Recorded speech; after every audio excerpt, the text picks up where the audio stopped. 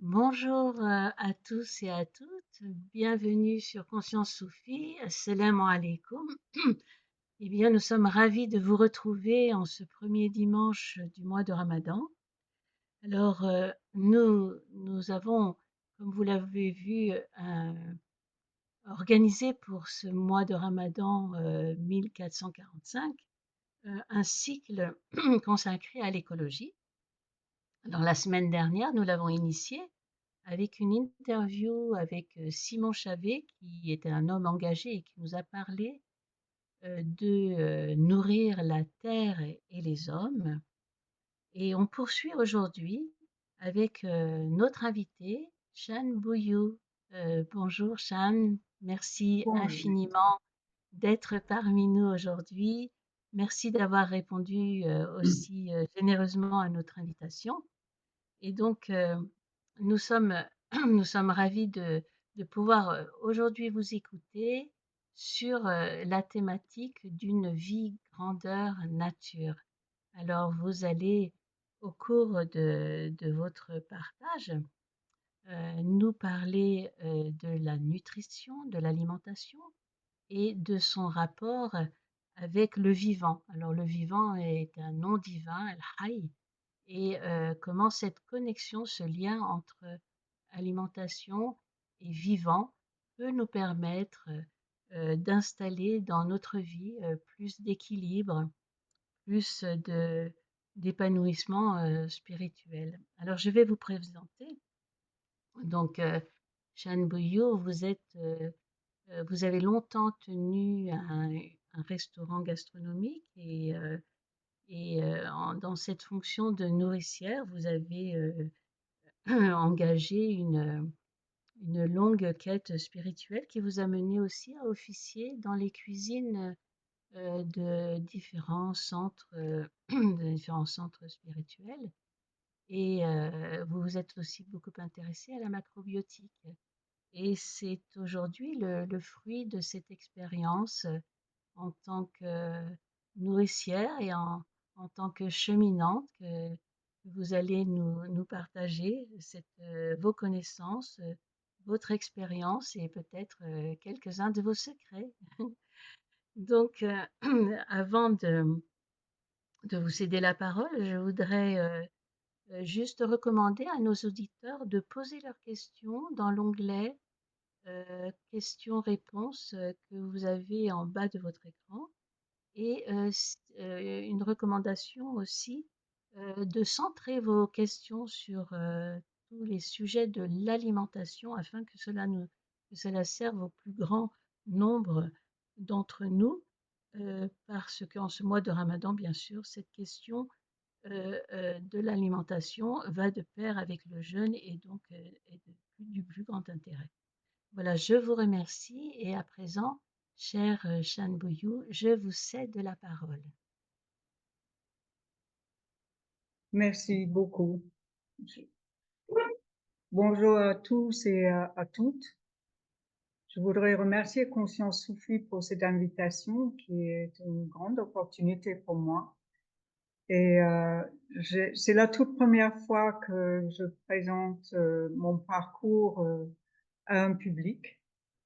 Je vous demande de bien vouloir être indulgent s'il y a des hésitations ou si je bafouille un peu.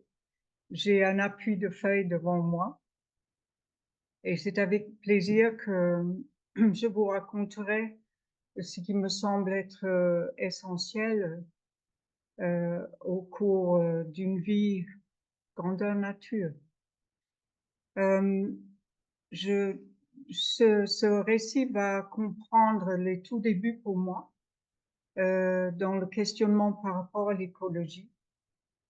Et ensuite, on abordera tout l'univers de la macrobiotique que j'ai connu et expérimenté pendant de longues années et qui en fait ne m'a jamais quitté. Cette expérience est devenue un, un art de vivre en fait, un style de vie central et qui est relié intimement à la pratique spirituelle d'aujourd'hui.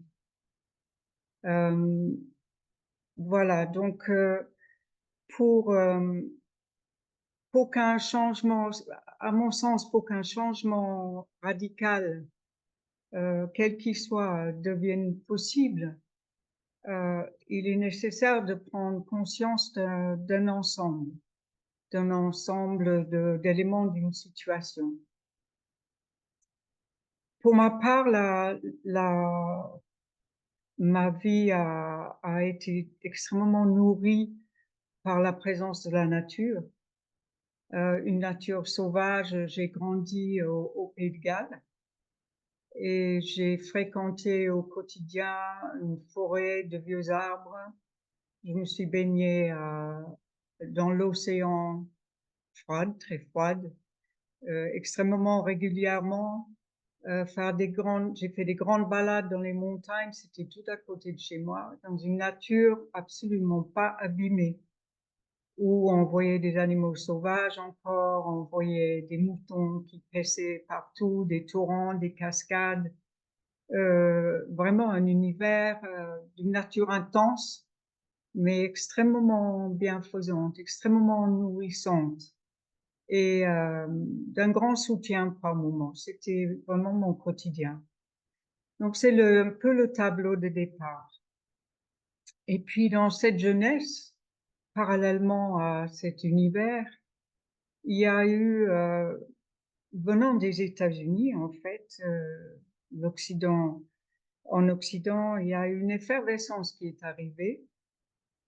À, on l'appelait grandement flower power, la gloire, la puissance des fleurs, mais c'était pour en fait montrer qu'il y avait un trouble, une sorte de malaise, un mal-être dans la jeunesse, et auquel j'ai été très sensible.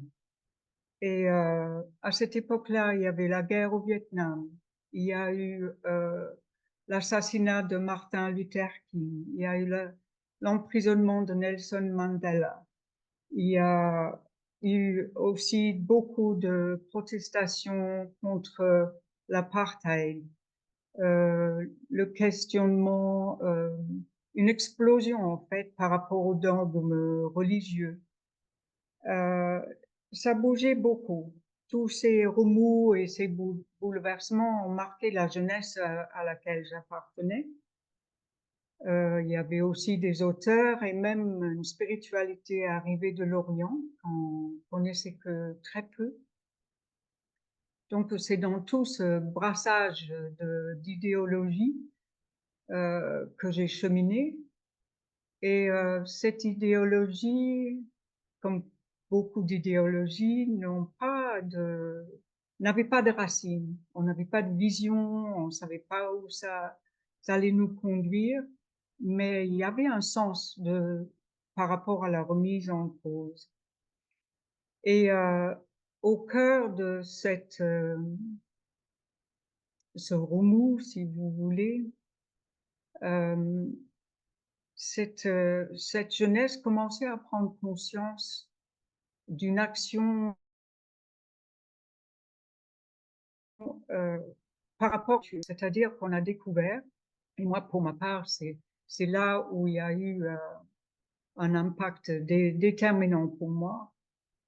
On a découvert l'utilisation massive de pesticides aux États-Unis, notamment le DDT. Et c'est c'est un livre qui a été écrit dans les années 50, qui s'appelle Printemps. Vous devez pas le voir. Printemps silencieux, par une auteure, une femme, qui s'appelle Rachel Carson. Son livre est encore édité aujourd'hui. Et il, elle a mené vraiment une lutte acharnée auprès des gouvernements pour qu'on arrête l'utilisation du DDT, parce qu'elle avait vraiment la vision de ce que ça allait produire comme effet néfaste et irrémédiable à la nature. Même Al Gore a écrit le préface de son livre, il a dit que que ce livre était l'acte de naissance du mouvement écologiste. Jamais auparavant on avait utilisé ces méthodes. Et donc c'est à l'âge de 18 ans que je découvre ce livre. Et, euh, et en étudiant l'impact des pesticides sur le monde vivant, et c'est du sol aux rivières et des plantes aux animaux. Ce livre est vraiment une exposition limpide et il est abordable par tous et il donne toute l'image que nous connaissons aujourd'hui des effets qui se produisent les uns dans les autres sur tout le cycle de la nature. Et si vous permettez, je vais lire juste un extrait. C'est un fable par lequel Rachel Carson commence son livre. Et c'est un fable, donc. C'est sa vision d'un monde par rapport à la nature qui existerait. Il était une fois une petite ville au cœur de l'Amérique où toute vie semblait vivre en harmonie avec ce qui l'entourait. Cette ville était au centre d'un damier de fermes prospères, avec des champs de céréales et des coteaux de vergers, où au printemps des nuages blancs de fleurs flottaient au-dessus des champs verts. À l'automne, érables, chênes et bouleaux formaient un incendie de couleurs qui brûlait et tremblait sur fond de pin. Les renards glapissaient dans les collines et les cerfs traversaient silencieusement les champs, à demi visibles dans les brumes matinales de novembre. Le long des routes, les lauriers, les viornes, les aulnes, les hautes fougères et les fleurs sauvages enchantaient l'œil du voyageur presque toute l'année. Même en hiver, les bords des routes étaient beaux. D'innombrables oiseaux venaient picorer les baies et les graines que les herbes sèches laissaient pointer au-dessus de la neige.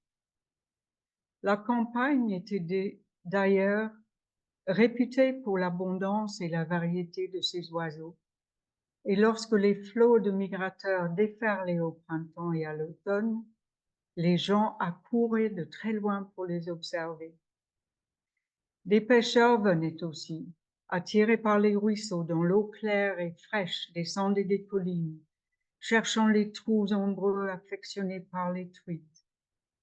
Ainsi allaient les choses depuis les jours lointains, où les premiers pionniers avaient édifié leurs maisons, creusé leurs puits et construit leurs granges. Et puis un mal étrange s'insinua dans le pays, et tout commença à changer. Un mauvais sort s'était installé dans la communauté, de mystérieuses maladies dissémèrent les basses-cours, le gros bétail, les moutons dépérirent et moururent. Partout s'étendit l'ombre de la mort. Les fermiers déplorèrent de nombreux malades dans leur famille. En ville, les médecins étaient de plus en plus déconcertés par de nouvelles sortes de dégénérescences qui apparaissaient chez leurs patients. Il survint plusieurs morts soudaines et inexpliquées, pas seulement chez les adultes, mais aussi chez les enfants, frappés alors qu'ils étaient en train de jouer et qui mouraient en quelques heures. Il y avait un étrange silence dans l'air. Les oiseaux, par exemple, où étaient-ils passés? On se le demandait avec surprise et inquiétude. Ils ne venaient plus picorer dans les cours. Les quelques survivants paraissaient moribonds. Ils tremblaient sans plus pouvoir voler. Ce fut un printemps sans voix. À l'aube, qui résonnait naguère de chœurs de grives, de colombes, de geais, de roitelets et de cent autres chanteurs, plus un son ne se faisait désormais entendre. le silence régnait sur les champs, les bois et les marais. Dans les fermes, les poules couvaient, mais les poussins cessaient d'éclore. Les fermiers se plaignèrent de ne plus pouvoir élever des porcs, les porcs étaient faibles, et les petits mouraient au bout de quelques jours. Les pommiers fleurirent, mais aucune abeille n'y venait butiner, et sans pollinisation, il n'y avait plus de fruits.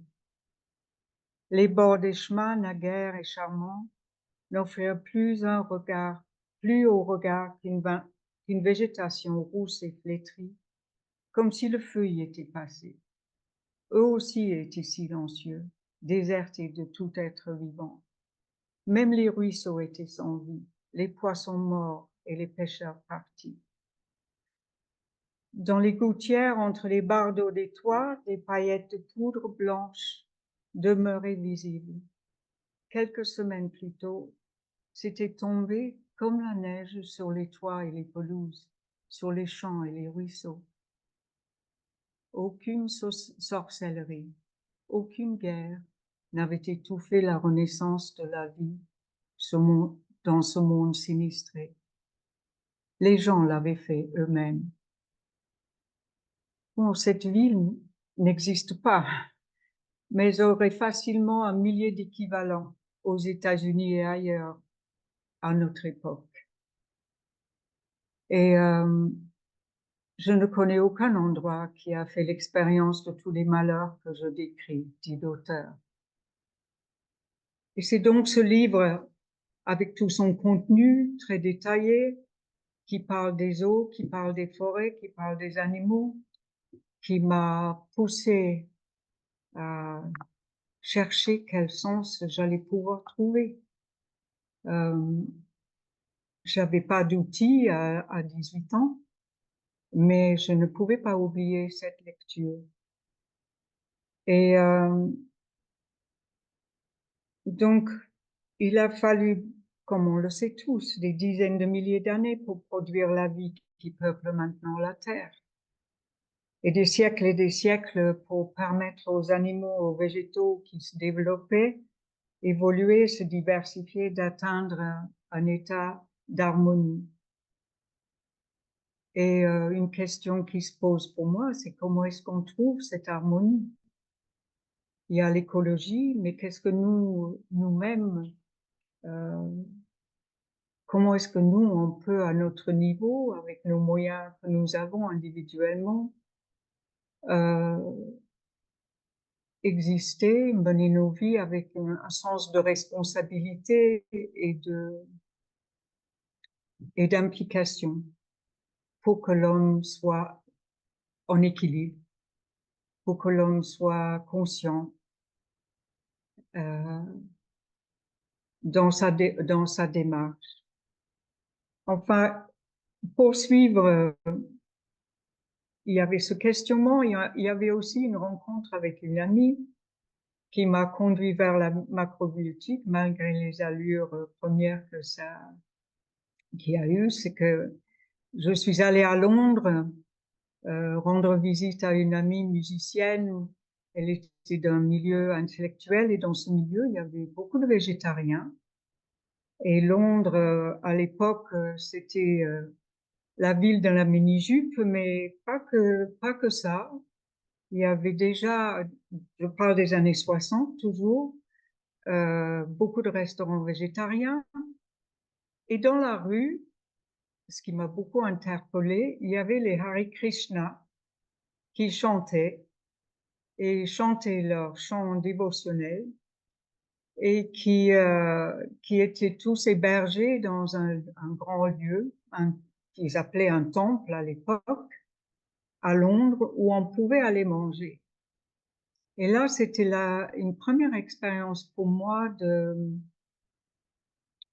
de comment ce qu'on trouvait dans l'assiette, ils étaient végétariens, les Hare Krishna, était fait avec beaucoup de soin, beaucoup de beaucoup d'amour, beaucoup de conscience de qualité dans les légumes qu'ils utilisaient. Et donc ça, c'est resté présent. pour moi, sans que je comprenne très bien ce qui se passait, il y a eu une graine de semée ces fois-là où je suis allée auprès d'eux. Mais je n'avais pas encore changé d'habitude ni vraiment ouvert les yeux. Et je vais chez cet ami qui est donc végétarien. Toute la famille était végétarien. C'était très branché à l'époque à Londres. En dehors de Londres, on n'en entendait rien. On n'entendait pas parler. Et je sors pour faire un petit déjeuner anglais. Vous savez de quoi ça consiste. On achète du porc fumé que l'on fait frire à la poêle avec des œufs, avec du pain frit, avec de la saucisse. Enfin, je sors pour faire un petit déjeuner comme ça, croyant faire plaisir à tout le monde. Mais ils étaient végétariens, purs et durs. Et mon ami m'a arrêté dans mon élan et dit, tu vas pas faire ça ici. Et on s'est assis et on a passé plusieurs heures à, à poser notre regard sur notre monde. Eux aussi, ils étaient conscients de ce qui était en train de se développer au niveau de la grande consommation d'aliments industriels, d'animaux qui étaient maltraités.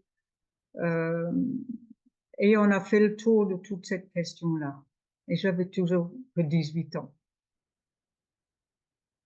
Et donc, je me précipite pour faire des achats à Londres parce qu'on ne trouvait nulle part ailleurs. J'étais tellement enthousiaste et convaincue parce que ça venait résonner dans le monde que j'avais découvert euh, au niveau de l'écologie. Et donc, je repars chez moi au Pays de Galles. On n'avait pas entendu parler de végétarisme, mais j'étais très enthousiaste et convaincue dans ma ferveur que j'allais pouvoir convertir ma famille. Donc, j'arrive avec des flocons d'avoine, du lait végétal, des fruits secs pour le petit déjeuner. Et non seulement j'ai été vue comme une bête curieuse qui ne suivait pas le progrès, qui refusait un progrès qui était tout à fait honorable parce que les supermarchés commençaient à exister, à exister. Et moi, je voulais mener une croisade contre l'alimentation industrielle et une nourriture morte et, euh, et l'exploitation massive des terres agricoles pour produire plus et davantage encore pour nos assiettes. Et je n'ai eu aucun succès auprès de la famille. Mais ça ne m'a pas détournée. Il a fallu, après euh, l'arrivée en France, d'ailleurs arrivé en France à la fac de Bordeaux, il n'était pas du tout apparent que ces questions-là se posaient d'écologie, d'alimentation saine, végétarienne, pas du tout. Mai 68 n'était pas loin et c'était surtout encore des grandes questions politiques et sociales qui, euh, qui étaient là dans les conversations, les échanges et les motivations au quotidien. C'était de changer le monde par la politique. J'y trouvais pas mon compte. Et à cette époque, à Bordeaux, il y avait à peine la possibilité de trouver du riz complet ou des aliments. Il y avait juste une petite boutique dans une toute petite rue. Il fallait vraiment savoir qu'elle était là. Et mais j'ai rencontré le seul professeur de yoga à Bordeaux où j'ai pu pratiquer, qui lui avait fait beaucoup de formations en Inde pour pouvoir accomplir le rôle de prof en Europe. Euh, il il mettait beaucoup d'accent sur la qualité de la nourriture et sur le jeûne. Et manifestement, c'était positif parce qu'à le voir, un homme qui devait avoir une cinquantaine d'années, pas seulement vigoureux et équilibré, il avait une posture vraiment convaincante de par sa pratique de yoga, mais aussi par l'alimentation. Il expliquait que manger peu, c'était beaucoup mieux pour l'organisme dans l'ensemble, que de jeûner produisait des effets très bénéfiques. Et ça, c'est allé s'insérer dans tout l'ensemble qui se formait en moi. Mais c'est à Bordeaux que j'ai rencontré la macrobiotique.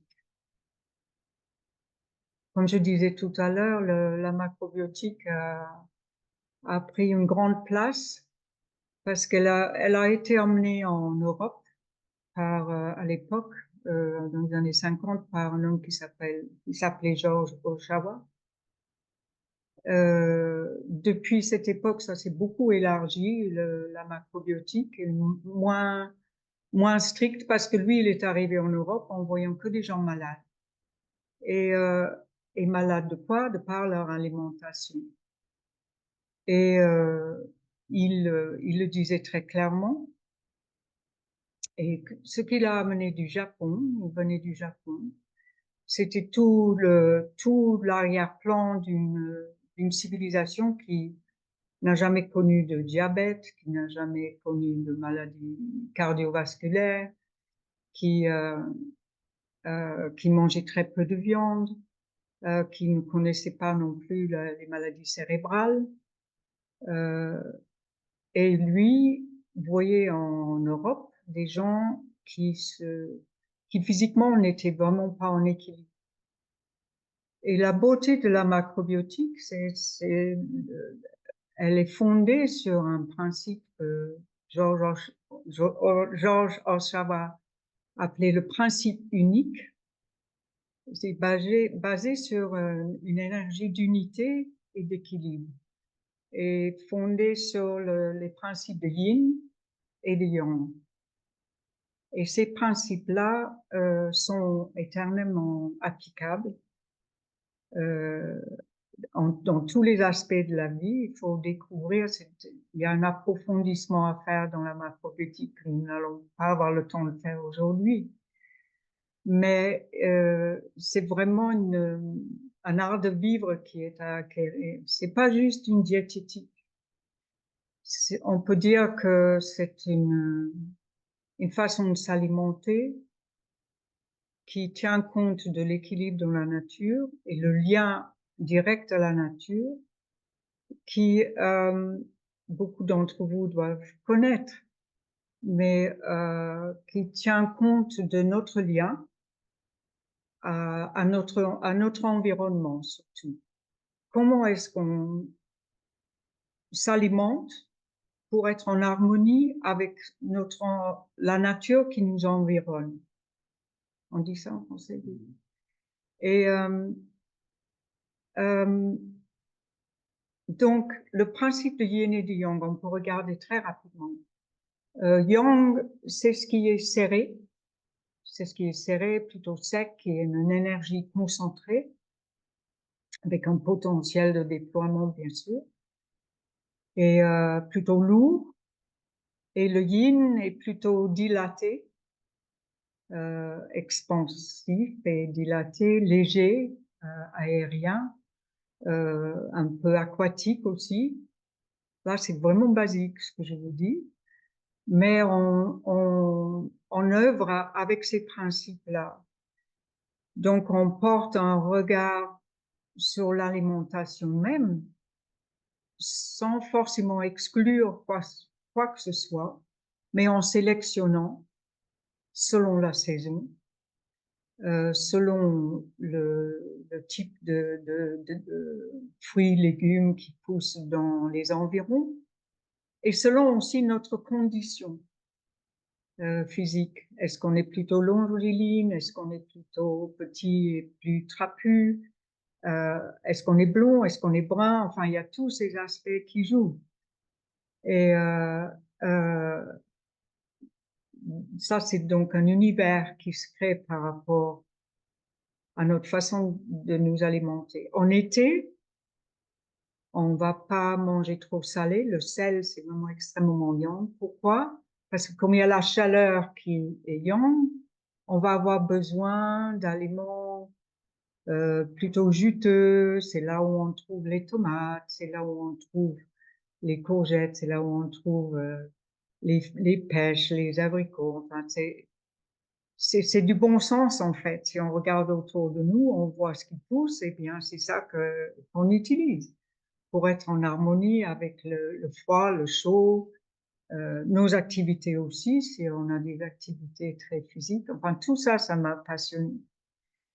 Et comme ce qui devient évident dans ces pratiques, c'est qu'on prend soin de notre santé dans le sens où on peut utiliser, on apprend à utiliser les aliments euh, pour remédier, je vais juste dire au hasard, un mal de tête. Mais on utilise les aliments et ça peut être très efficace. Il faut juste avoir pris connaissance avec tout l'univers, comment ça fonctionne dans l'univers macrobiotique. Et donc, à travers ces expériences, c'est plutôt à travers le désir que cette façon de m'alimenter devienne ma vie, devienne mon quotidien. Euh, j'ai appris à utiliser, par exemple, pour une assiette, ça va être euh, plus de céréales combinées avec des légumes secs et des légumes, mettons, à la vapeur, pour un équilibre yin et yang, euh, bien mastiqué pour que la digestion se fasse facilement. Et les éléments dans ces combinaisons vont influer sur notre santé, notre énergie. Euh, et puis, si on a le mal de tête, on va utiliser un thé spécial et on va, enfin, je ne peux que approcher très, très brièvement tous ces aspects. Mais c'est indissociable au concept de l'écologie parce que il est question pour nous d'avoir un corps qui fonctionne, qui est le moins malade possible, qui a une énergie en continu qui est à notre service, qu'on est un corps en fait à notre service dans ce sens où euh, et c'est là où on vient aussi à la dimension spirituelle de notre existence. C'est que ce que j'ai découvert, c'est que euh, lorsque nous avons un corps vigoureux, équilibré, fiable, on peut dire, il nous sert d'instrument pour notre pratique spirituelle. Dans les enseignements en Inde, on dit que le corps est notre temple et à l'intérieur de ce temple, nous pouvons contempler le divin. Donc que le temple soit le mieux construit, le plus propre, le plus en équilibre possible, mieux il va nous servir. Et à ce niveau-là. Et bien sûr, au quotidien, avec tout ce que nous avons à faire dans nos quotidiens. Et donc, on ouvre sur toute une dimension qui est incontournable. Parce qu'à mes yeux, c'est ça le but, c'est notre dimension spirituelle. Parce qu'au bout d'un moment, la macrobiotique ne me suffisait pas. Il y a eu des grandes interrogations de comment et aussi de constat que c'était pas la réponse à tout. une énorme fondation dans un quotidien relié au respect de la nature et aux êtres. Mais ma recherche est partie plus loin dans la période où j'ai pu rencontrer Arnaud Desjardins. Et cette rencontre a été vitale. Et il y a eu un cheminement auprès d'Arnaud Desjardins je vais partager avec vous une réflexion que j'ai eue juste ce matin, en fait. C'est par rapport à l'écologie. Nous avons l'écologie de nos terres, qui concerne nos terres, les eaux que nous buvons, les animaux qui nous entourent, l'air que nous respirons. Et nous constatons que tous ces domaines-là sont malades, sont en déséquilibre. Donc, et à l'intérieur de nous, du moment où on n'a pas entrepris le chemin de la connaissance de nous-mêmes, c'est comme l'écologie en fait. Nous sommes dans des terres qui sont un peu en friche, dont on ne s'est pas bien occupé, on ne sait pas comment les, les nettoyer, comment les purifier, qu'est-ce qu'on doit apporter on n'a pas d'outils, euh, que fait-on de nos terres à l'intérieur de nous, de l'eau qui coule en nous, de l'air que nous respirons. Enfin, j'ai fait un peu une analogie ce matin à ce niveau-là, que nous avons à porter notre attention sur ce monde-là de manière plus que sérieux. On amène un véritable engagement. Si dans nos vies, on veut être en harmonie, si dans nos vies, on veut être relié à la nature et au sens profond de notre existence. Donc, il y a eu la rencontre avec Arnaud et qui offrait une vie de connaissance de soi, des outils très pratiques, des pratiques extrêmement concrètes pour partir à la découverte de notre monde intérieur et aussi à utiliser non pas dans un monastère ou dans un ashram, mais dans notre quotidien.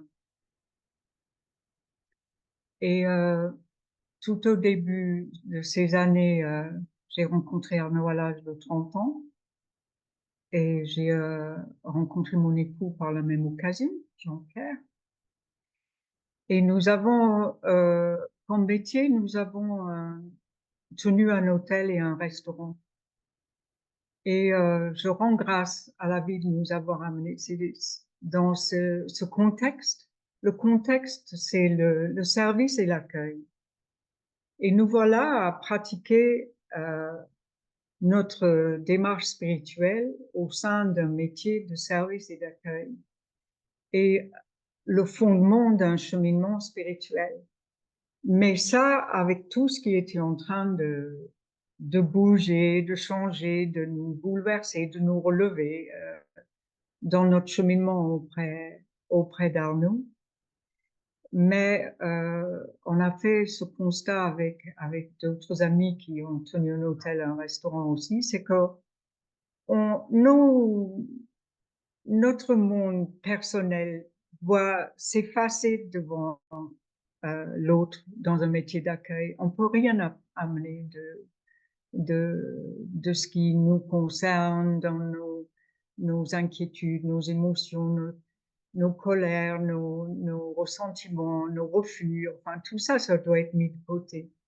Et donc, on s'est trouvé sur un terrain magnifique pour pratiquer l'accueil de l'autre.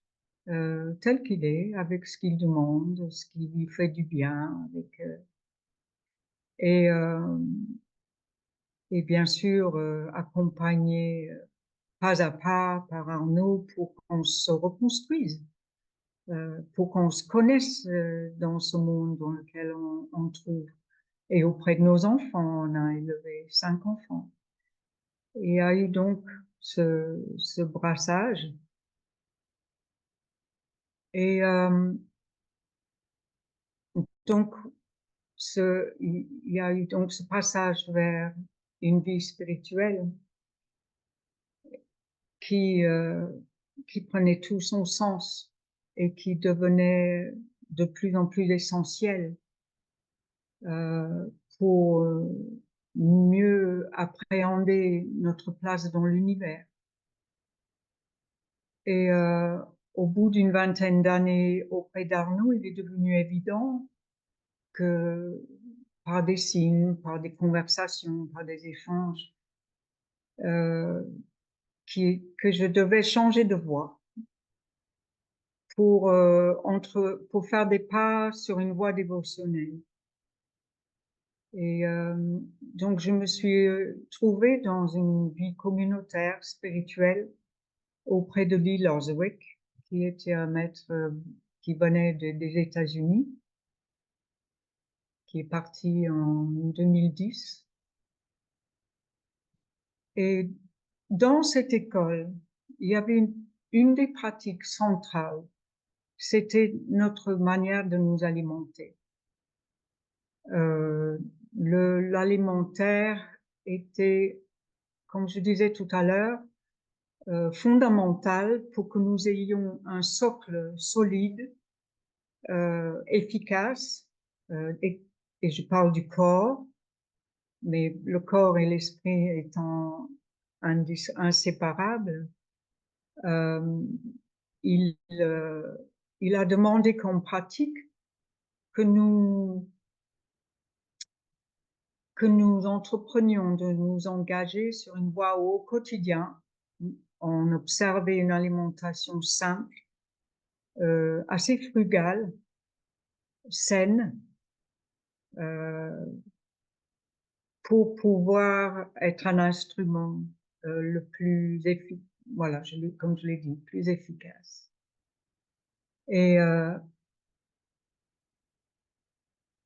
il y a un autre élément qui est essentiel, c'est que dans cette pratique-là, il nous a amené à comprendre et à sentir et à observer, pas juste observer, mais pratiquer notre relation à l'aliment que l'on cuisine.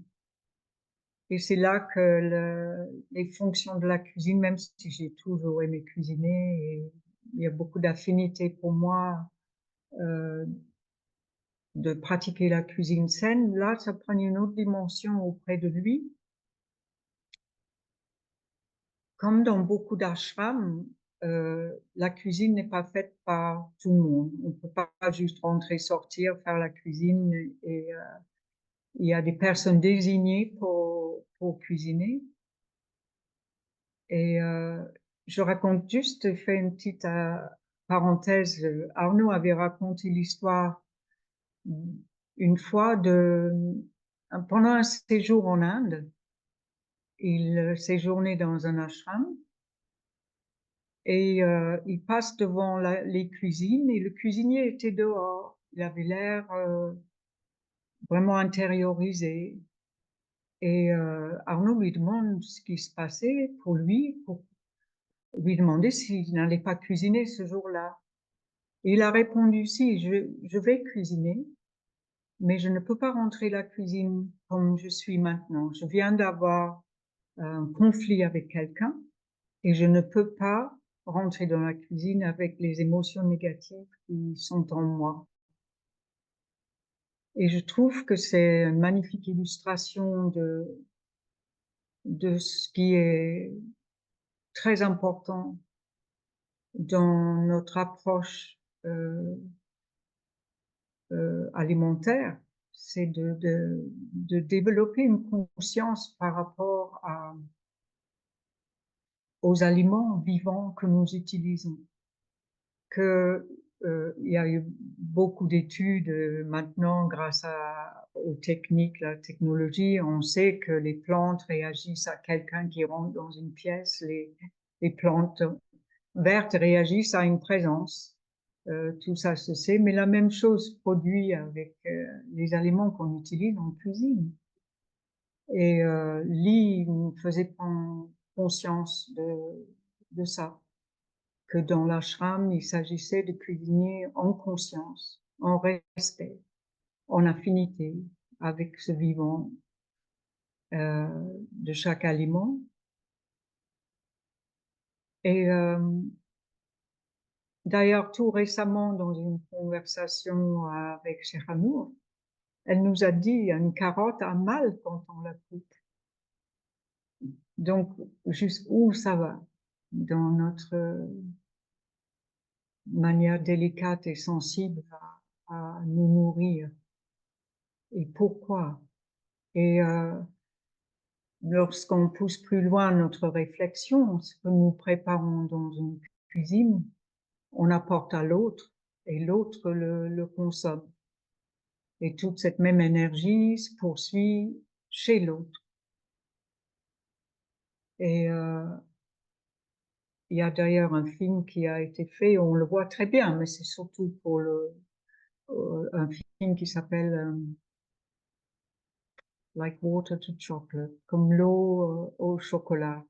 Et il s'agit d'une situation, on voit très bien ce qui peut se produire chez l'autre si on est plein d'émotions, quelles qu'elles soient, au moment de cuisiner les repas. Donc à l'ashram de Lee, j'ai eu l'immense privilège de cuisiner avec lui en sa présence. Et il s'agissait de développer cette sensibilité et surtout cette acuité, cette conscience dans des circonstances qui n'étaient pas toujours faciles. C'était une école de travail où le maître nous mettait beaucoup dans l'inconfort, dans le sacrifice de notre confort. Et une fois, il m'était demandé, il y avait des occasions comme des célébrations pour le gourou, pour l'anniversaire du gourou, on cuisinait pour beaucoup de monde. Et, et je n'avais, il m'a demandé de faire un plat que je n'avais jamais cuisiné, un plat indien. Il s'agit de faire fermenter du riz et faire des petits gâteaux et les faire à la vapeur. Et non seulement aborder une recette pour 90 personnes, seule dans la cuisine, une recette que je connaissais pas, mais cette recette allait être utilisée pour le petit déjeuner et le petit déjeuner était prévu à 7 heures du matin. 90 personnes allaient arriver. Ça ne pouvait pas être préparé à l'avance. Il fallait se lever à 1 heure du matin et se trouver dans la cuisine toute seule avec des ustensiles qu'on n'avait jamais utilisés et réussir le plat. Et alors, vous pouvez imaginer la situation intérieure aussi. Et il s'agissait d'accueillir l'inconfort, le manque de sommeil, la frustration, l'inconnu, et aussi être conscient de comment est-ce qu'on se comportait à l'égard des aliments. Donc il y avait un univers fantastique de pratiques à observer. Voilà, juste pour l'anecdote. Et donc dans cette école de Lee, comme dans les écoles spirituelles en général, il a été question de faire vraiment, d'être extrêmement vigilant à l'égard des aliments. Et suite à ces expériences, nous avons arrêté notre métier ici après 30 années. Ensuite, Jean-Pierre a été appelé à travailler dans le centre spirituel d'Arnaud Desjardins qui s'appelle Haute-Ville. Et je suis restée 1 année sans le suivre.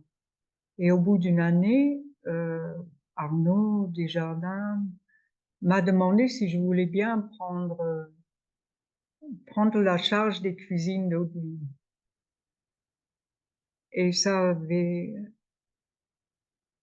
voilà, ça me dépassait complètement, mais comment, comment dire non? J'ai dit oui et j'ai fait des pas vers une expérience, je savais même pas si j'allais en être capable et un peu comme aujourd'hui. Et je j'ai accueilli ça comme plus qu'un honneur, mais comme une opportunité de rendre grâce à tout ce que j'avais reçu auparavant et être au service du plus grand et être au service de l'autre de manière et de toute évidence spirituelle, puisque au cœur d'un centre tel que celui-là. Et toute cette expérience a pris sens du parcours dans la macrobiotique, du parcours auprès de Lee Loswick. Et, euh, et tout ce que je peux dire, c'est que la, l'alimentaire est vraiment un véhicule tellement subtil de ce qui nous relie à la nature et à l'univers. Je ne saurais pas vraiment donner des mots, mais pour moi, c'est une certitude très profonde. Et surtout lorsqu'on considère que le prophète parle de la manière de s'alimenter, comment s'alimenter. Nous, chez Hanour, on parle dans l'épreuve de l'amour, de la nécessité de veiller à ce que nous mangeons peu. Et, euh, et pourquoi? C'est pour donner tous les éléments nécessaires pour nous soutenir dans notre cheminement spirituel vers Dieu. Et je vais terminer là. Et en vous remerciant, le parcours n'est pas fini, loin de là, mais j'espère que vous avez pu voir le lien, si ça, je ne sais pas si ça a été assez explicite, et que ça a répondu, je ne sais pas. Mais voilà, pour le parcours partagé, je vous remercie beaucoup. Merci infiniment, Chienne Bouillou. Merci pour ce partage très inspirant. Alors, nous avons des questions. Une première question sur concrètement, durant ce temps de Ramadan, comment euh, euh, s'alimenter pour vivre un moment de jeûne spirituel durant ce mois. Donc comment s'alimenter entre donc à la fin du jeûne, donc au moment du coucher du soleil jusqu'à l'aube, comment organiser la prise alimentaire pour que ce jeûne puisse se nourrir de cette alimentation. Euh, bon, d'abord, c'est même si on n'a pas parlé de glucides et de vitamines et d'éléments comme cela, il faut y prêter une grande attention à ce que nous mangeons soit équilibré. Il y a des aliments. Il s'agit pas d'aller vers la quantité, à mon sens. C'est au contraire. Euh, il s'agit de veiller à ce qui revient toujours dans la macrobiotique, à un équilibre. Maintenant, euh, si l'apport de légumes frais, de légumes de qualité euh, est grand, on peut accompagner très concrètement ces aliments-là de riz, de blé, de couscous, mais pas en grande quantité. Ce qui est important, on pourrait en parler vraiment très longuement, c'est de comment on le mange, comment on le prépare et comment, si on est présent en mangeant aussi. Ça compte beaucoup pendant le ramadan. C'est pas, à mon sens, c'est pas juste se remplir parce qu'on a faim. C'est rester dans l'énergie continue de cette abstinence quelque part. Ça reste, mais juste se donner suffisamment pour ne pas avoir faim. Juste veiller sur la qualité pour ne pas être en un mois on pourrait manquer si on fait pas attention de certaines vitamines. Il y a des personnes qui ont besoin de plus de vitalité, alors pourquoi pas de la viande ou du poisson.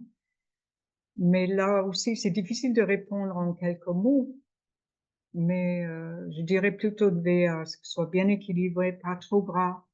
Et j'aurais aimé avoir le temps de vous parler d'un film qui s'appelle Sugarland, que je vous recommande, où on voit comment on devient un être humain dans tous ses aspects parce qu'il mange pas sainement. C'est tout ce que je dis pour le moment. Et là, du moment où on fait attention à pas introduire trop de gras, trop de sucre, qui nous alourdissent, qui nous volent de l'énergie. Le sucre, par exemple, nous vole de l'énergie et nous brouille aussi l'esprit. Avec la pratique, on s'en aperçoit. Et je conseillerais de ne pas manger trop de sucre. Si cette qualité qui apparaît dans le mois de Ramadan, euh, si on veut qu'elle dure, qu'elle nous inspire plus profondément chaque jour, notre alimentation a besoin d'être très, euh, on a besoin de porter beaucoup de précautions, sans être crispé, sans non, pas anxieux, mais vraiment parce que l'essentiel dans le mois de Ramadan, c'est parce qu'on est tourné vers Dieu. Est-ce que ça va? Oui, merci beaucoup. Effectivement, c'est très, très intéressant. Ben écoutez, vous nous avez donné envie d'en savoir un peu plus sur le film que vous venez de mentionner, parce que c'est éminemment concret et en relation directe avec le thème d'aujourd'hui. Donc, si vous voulez bien développer un peu le contenu de ce film. Alors, c'est très percutant ce film. Il s'agit d'un homme marié qui est parti vivre à la campagne avec sa petite fille, enfin, cette petite famille. Pourquoi? Parce qu'ils sont conscients de la nécessité de manger sainement, de vivre une vie où l'air est propre, où la terre n'est pas abîmée, où les eaux sont propres. Donc, il crée cet univers avec un grand jardin potager et, euh, et ça lui vient de consulter des spécialistes. Je vais pas nommer tout type de spécialistes pour qu'on pour qu'on lui fasse des examens sanguins, pour qu'on regarde l'état de son cœur, l'état de son cerveau, de son état physique général.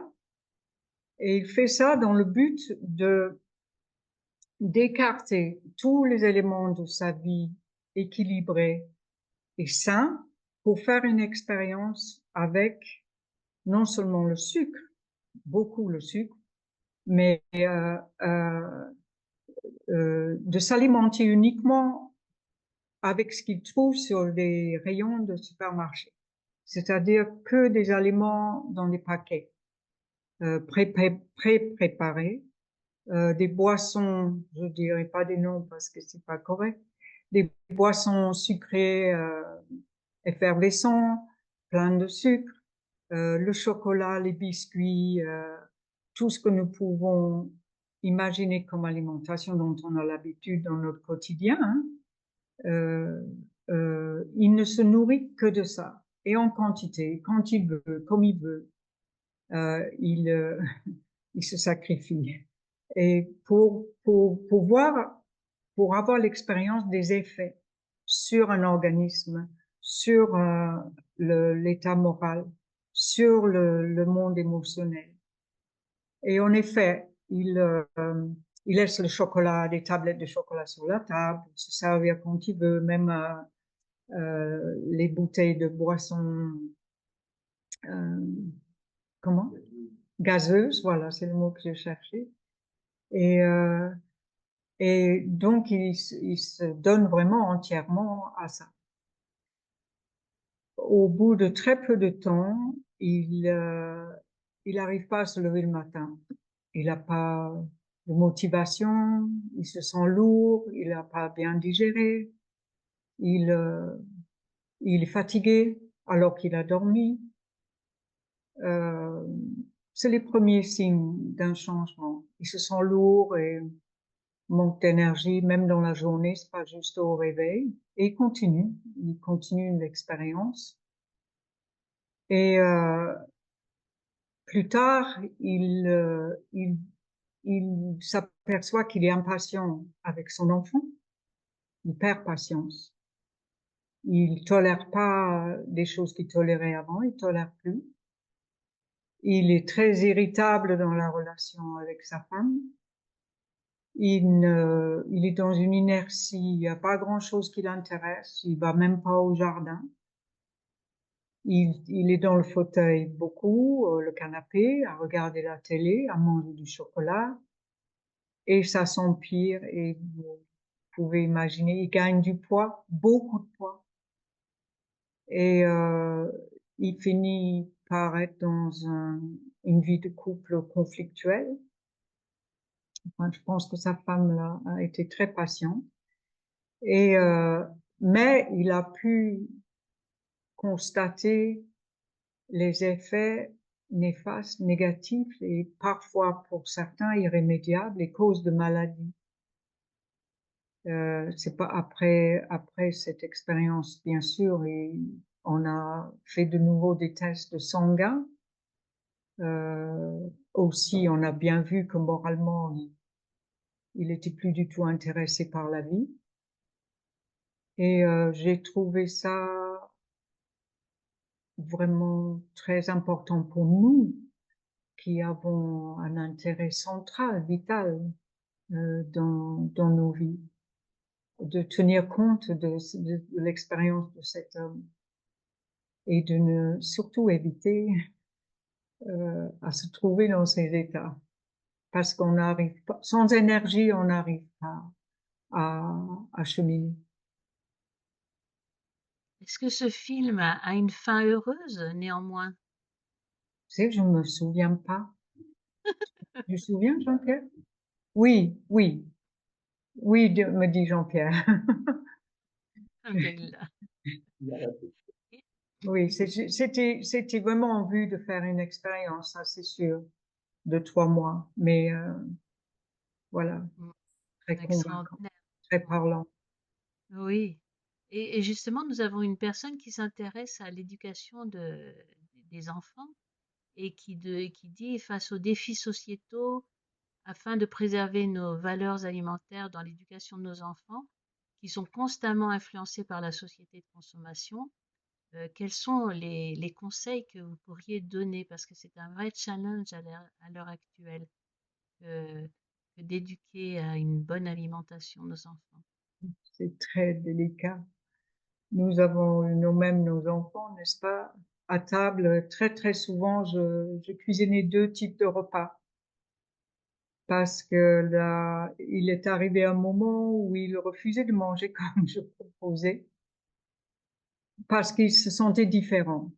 Et ça, on a un respect et une vigilance à apporter aux enfants. On peut tout leur expliquer, mais par exemple, je faisais très attention au goûter qu'on donne aux enfants pour l'école. Euh, mais un de nos fils échangeait ce que je lui donnais pour des chocobéennes, par exemple, et parce qu'il voulait être comme les amis. Et on peut les sens comme dans tout, être un modèle, c'est important. Et souvent, ils y reviennent plus tard. Ce que je peux constater chez nous, en tout cas, c'est que les enfants sont revenus à un équilibre après leurs propres expériences et leurs élans. Et puis, puis écarter ce que veut maman aussi, mais de ne jamais abandonner, surtout, sans forcer, de mettre sur la table ce qui est convenable si on veut manger sainement, encourager à le manger, mais pas, on peut jamais forcer. Merci beaucoup. Une question à l'attention de celles et ceux qui souhaiteraient s'initier à une cuisine conçue selon des principes spirituels. On a bien compris que dans ce que vous nous avez expliqué, l'alimentation est étroitement liée à une démarche spirituelle et liée à un développement de la conscience. Ce développement de la conscience, principalement, s'acquiert dans des centres spirituels ou auprès de personnes qui elles-mêmes ont acquis ce développement spirituel. Cela étant, selon vous, est-il possible de s'initier au principe d'une alimentation saine en dehors de tels centres? Existe-t-il, par exemple, des lieux où on puisse pratiquer la cuisine macrobiotique ou en tout cas en apprendre les principes pour pouvoir les mettre en application dans la vie quotidienne? Oui, il y a un lieu en France, le lieu se trouve à Saint-Gaudens et a été fondé par un des premiers pratiquants enseignants de la macrobiotique en France. Je suis en train de chercher le nom du lieu, mais je ne me souviens pas du nom du lieu, mais c'est à Saint-Gaudens, dans le Gers, euh, qui est ouvert toute l'année et qui donne des cours de cuisine toute l'année. Et on y découvre tous les principes de la macrobiotique pour rester en bonne santé. Merci beaucoup. Et je voulais vous communiquer un message, voilà, qui nous vient suite à votre échange. Un grand merci pour nous avoir transmis avec délicatesse et conscience l'importance de nos liens profonds avec l'alimentation. C'est beau. Donc le sujet passionne. Et il y a une personne néanmoins qui nous dit comment parvenir à prendre goût à la cuisine quand nous prenons du plaisir à manger, mais pas du tout à cuisiner. Pour certaines personnes, moi la première, cela est une réelle épreuve. Parfois, cela représente davantage une contrainte. On mange pour vivre, en quelque sorte. Qu'est-ce que vous pourriez répondre à cette personne qui n'aime pas cuisiner? Mhm. Qui n'aiment pas cuisiner. Eh bien,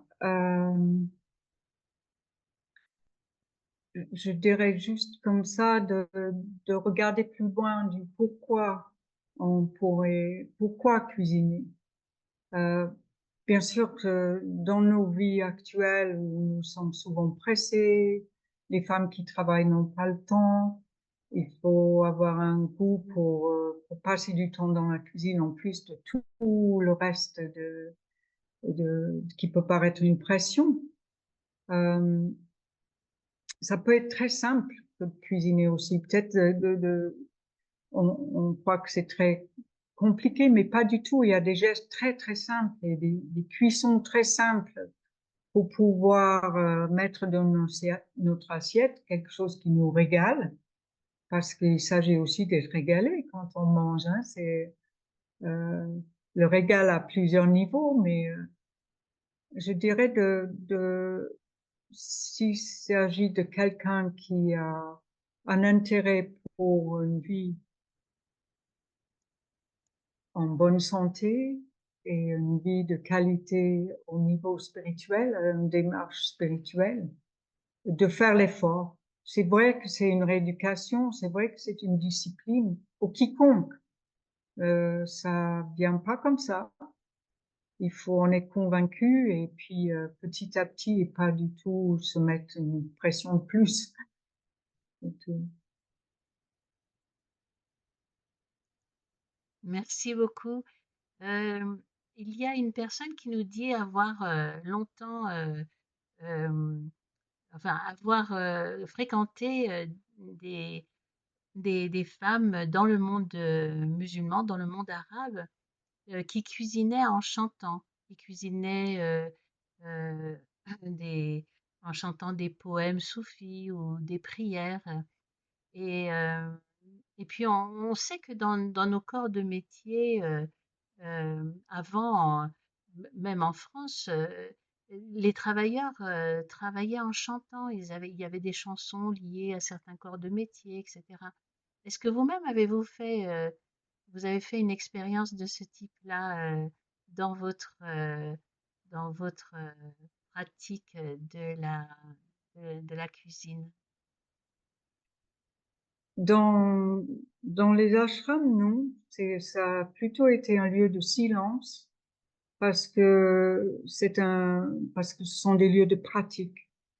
Des lieux où il y a l'opportunité, contrairement souvent à dans nos vies où on est dispersé et c'est moins propice pour se recueillir, pour cuisiner. Parce, mon expérience dans les centres spirituels, c'est que c'est un lieu de recueillement. C'est un lieu de, de profond silence parce qu'on s'habitue à cuisiner avec une vigilance et avec une intention et une attention spécifique à y mettre. En fait, une cuisine, c'est un lieu d'amour. Et qui relève de l'amour, je trouve ça tout à fait, ça a sa place, d'amour avec un grand art, je peux dire. C'est vraiment un lieu d'amour, une cuisine. Et ce que j'ai connu, c'est plutôt à travers le silence. Mais ici, sur place où nous sommes, ça nous arrive de chanter, en effet. Et chanter des chants d'adoration, ça ne peut qu'être bénéfique et faire vibrer les aliments que nous servons à table.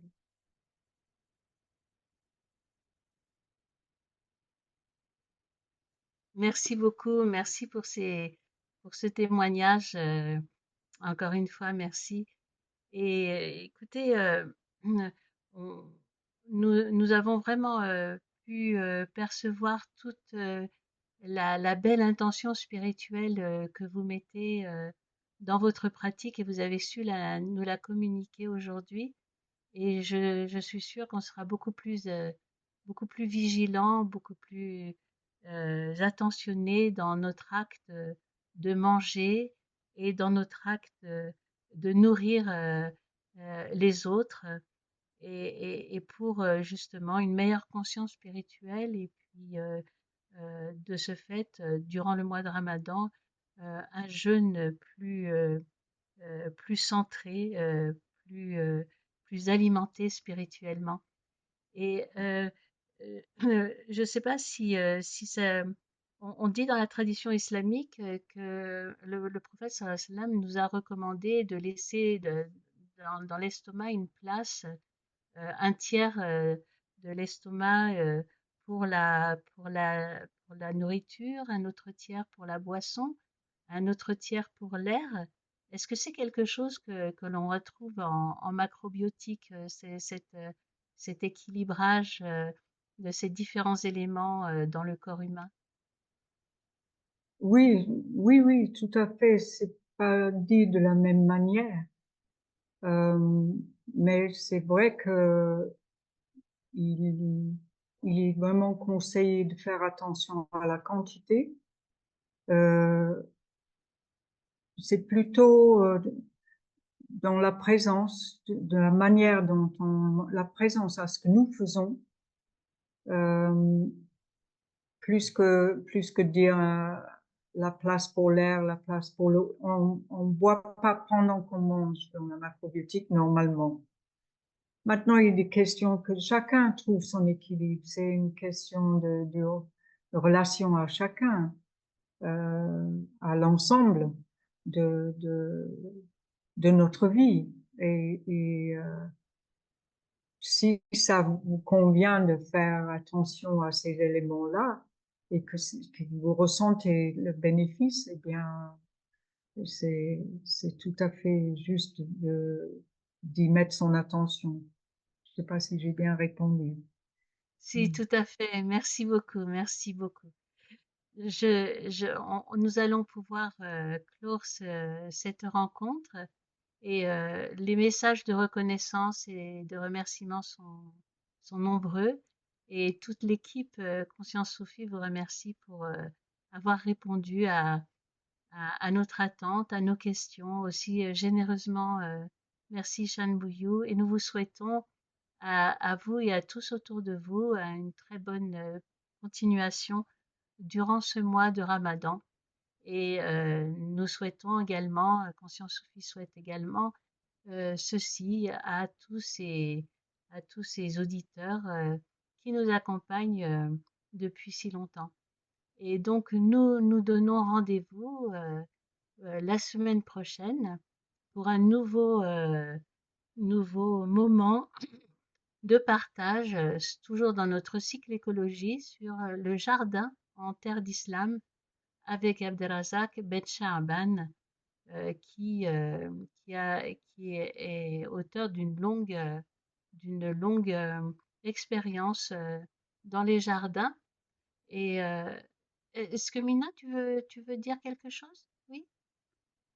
Oui, excuse-moi, Nefissa. La semaine prochaine, dimanche 24 mars, Inch'Allah, ce sera autour du thème Le souffle divin traverse le monde avec Oui, très Omé. bien.